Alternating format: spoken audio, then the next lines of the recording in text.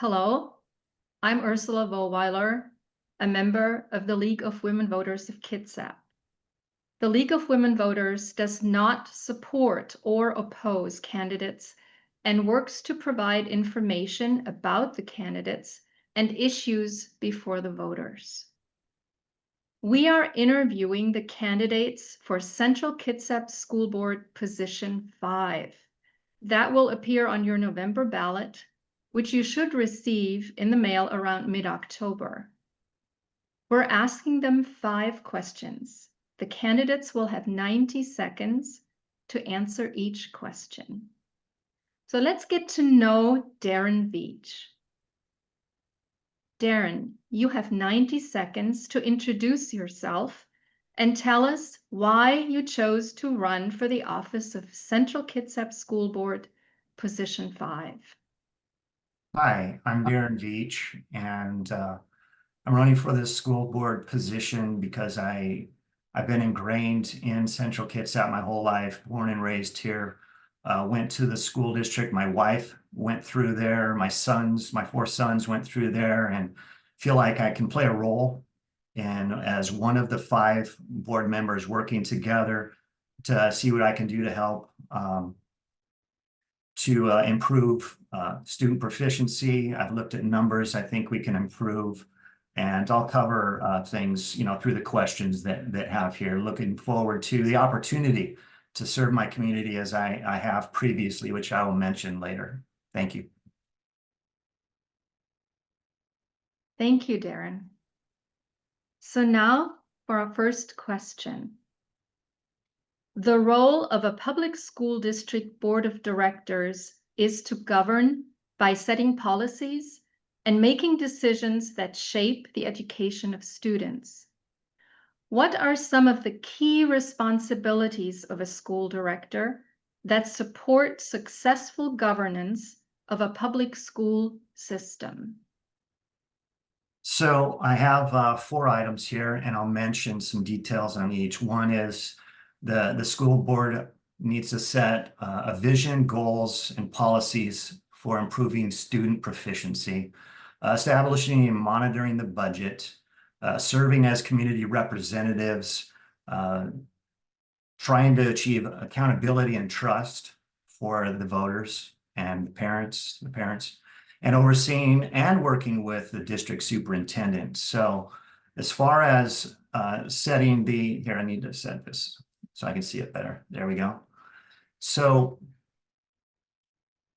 for setting visions and goals and improving proficiency, that's really the main reason why I wanted to run.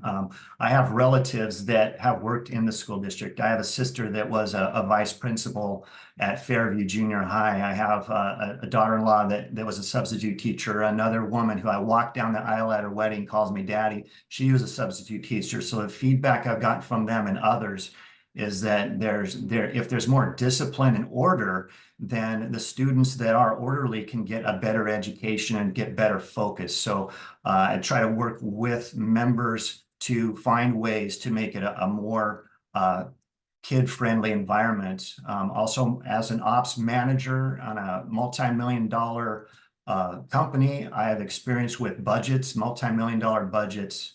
And the last thing is serving the community as a baseball director for 13 years, knowing thousands of people and working with different people of different opinions to accomplish a great goal and creating a great program in Central Kitsap. Thank you, Darin. So now to our question 2. What would you do to address the chronic understaffing of special education classrooms in Central Kitsap School District? So one of my 4 sons needed an individualized education program when he was in junior high and high school. At the time it was junior highs. And the school had these IEPs set up. And as a parent, I mean, for most parents, our kids are everything to us. And so he needed a specialized program. The school district was there for us. And I was really happy that he had an environment where it was helping him to succeed. And so as far as special education, I have asked people inside that I know, and it's a very challenging job. It's a job where it takes special people who have the grit to do it. And if in a work environment, if you're not able to get this, what you need to do is just pay more than the next school districts, make it a higher pay grade than they could get somewhere else to bring the qualified people in to help to solidify these important special ed programs. That's it. Thank you, Darin. On to question 3. A district's annual budget shows the board's commitment toward fulfilling the goals of the instructional program and providing for the efficient and effective operation of the district. Regarding the district's budget process, what strategies do you suggest to address any deficits faced in the future, especially related to declines in student enrollment or loss of federal funding? Right. This is extensive. There are many things you can do. So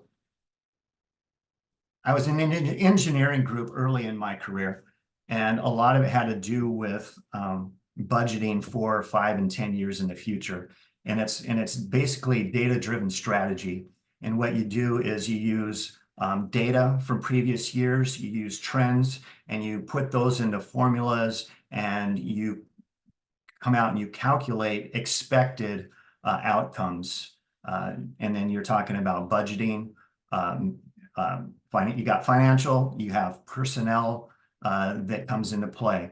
So within that long-range planning, I have a significant experience in actually at surface ships for refits, change-outs. So within all of that, I can see this in a similar way where you're maximizing operational efficiencies. Then within that, you're managing reductions in finances. So there are other streams that you can try to tap into.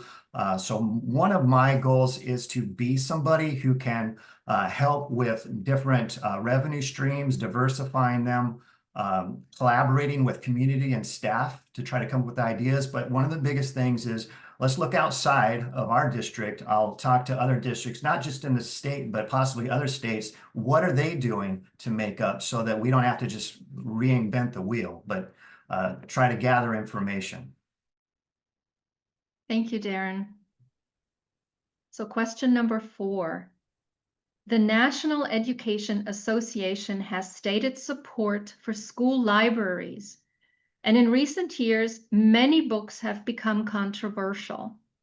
How do school boards navigate the concerns of parents, teachers, librarians, and students regarding sensitive content?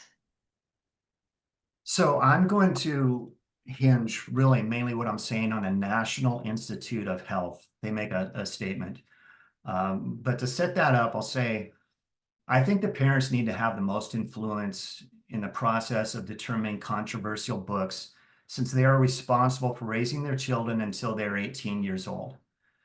And so then a lot of these books have to do with sexual content, gender content, and different things like that are those are the controversial ones. And there could be other things, well, when it comes to religion, why not have, that open so that kids know what that is? That's not what I'm talking about. But specifically, National Institute of Health talks about the transition to sexual intercourse is associated with increases in levels of depression and anxiety, particularly for girls who initiate prior to age 16. So they're saying that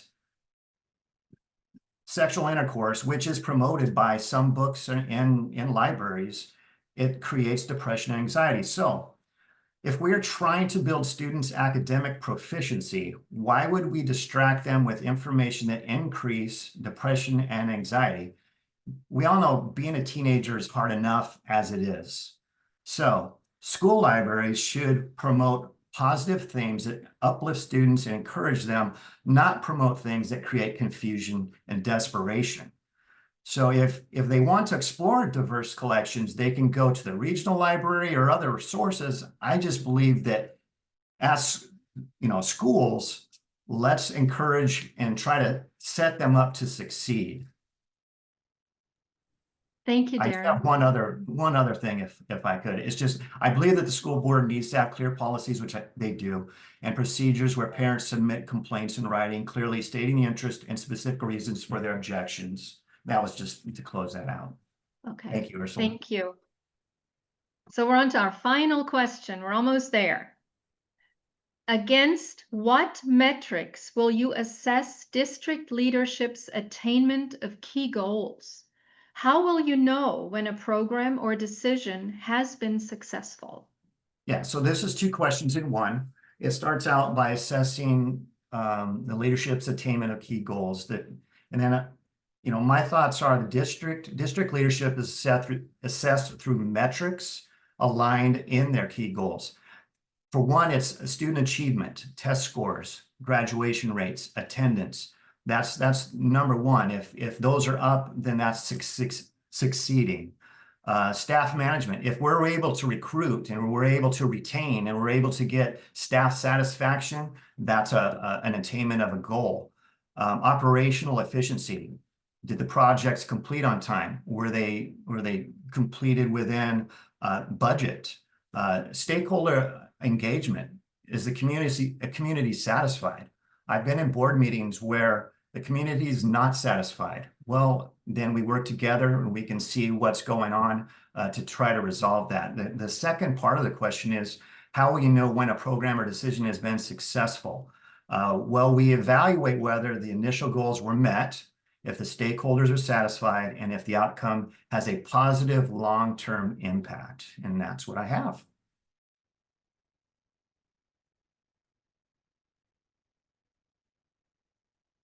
Oh, you're muted, Ursula. I'm muted. Thank There you. you go. Thank you, Darin Veach, for running Thank for you. office and sharing your views.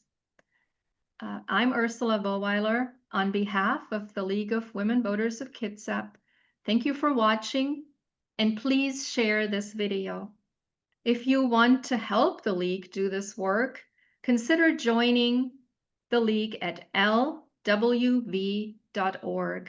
And don't forget to return your ballot by 8 p.m. on Tuesday, November 4th.